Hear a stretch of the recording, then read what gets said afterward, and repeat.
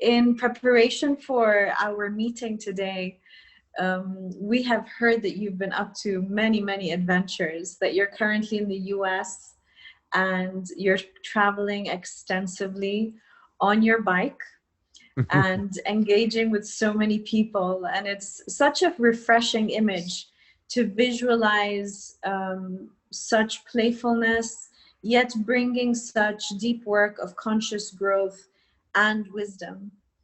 Um, could you just give us a little insight on what this experience has been like for you so far?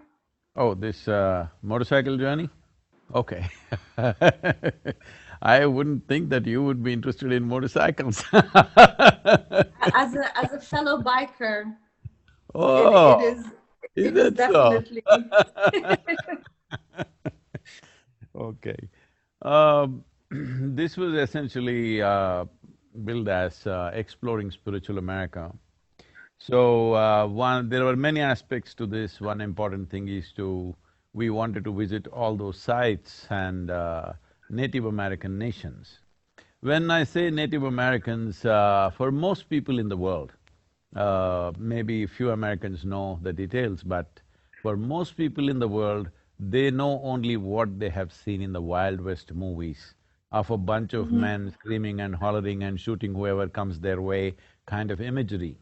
But there used to be over 500 nations, Native American nations in North America. And even today, they are maintaining their distinct identities, they have their own language, they have their own culture, they have their own individual spiritual processes.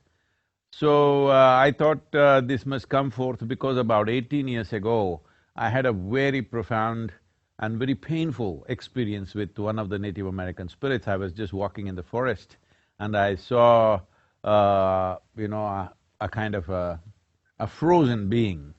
And at that time, I wrote this poem called America, I will send it to you. Uh, and after that, I've been looking them up. Even I did not know there were so many nations. Even in our minds, well, we had heard names like Cherokee, Apache, Comanche, like this in the movies.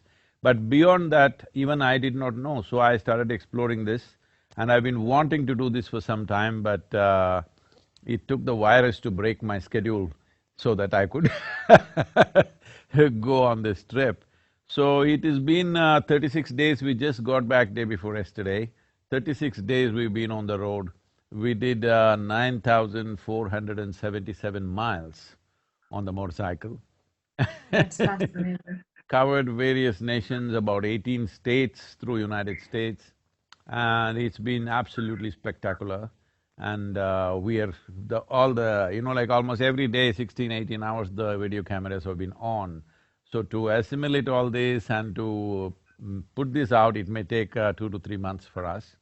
But the important thing is for people to know that these were well-evolved cultures. There are places like Hokia where 1,000 years ago, 40,000 people lived in one city.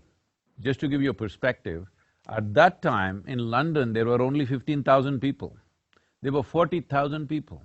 40,000 people living in a city means there is an organization, there is an administration, there is a whole Correct. process. Otherwise you cannot… so many people cannot live in one place. So similarly, there are very powerful spiritual spaces, and the level of attention they gave to their inner well-being, what they call as their spirit, rather than their physical Mhm. life, is something that modern societies have to emulate, because the only way that we can make this into a sustainable world for all of us is that our interests are more beyond physical nature. That is the only way we can do it. If it becomes all physical, we're just ripping the planet apart. And also coming to that aspect, see, right now, for most people, educated people at least, ecology means it's a textbook, it's an abstract science somewhere. These are the people for whom ecology lived in their hearts. This is what needs Mhm. to happen for this generation and the next generation. These people did not live on the land, they are the land. And Correct. you and me are also land, all right? This body is just soil. But most people don't get it till you bury them. But these are people who lived with this awareness. I think this is most relevant for today's life. So in many ways, we are trying to put out what the different nations or the different tribes, like believed in and how they lived. But one common ethos is their fondness for earth, because this is a earthy culture. This is not a heaven-bound culture. This is about living life here fully. This is not about going somewhere else and living better. So I think it's most relevant for today's world. It is just the presentation of how it is presented. People may not be able to digest as to how they presented. So I'm seeing how it could be presented in modern language, in modern context, but fundamentally it's very relevant for our generations and the generations to come, actually.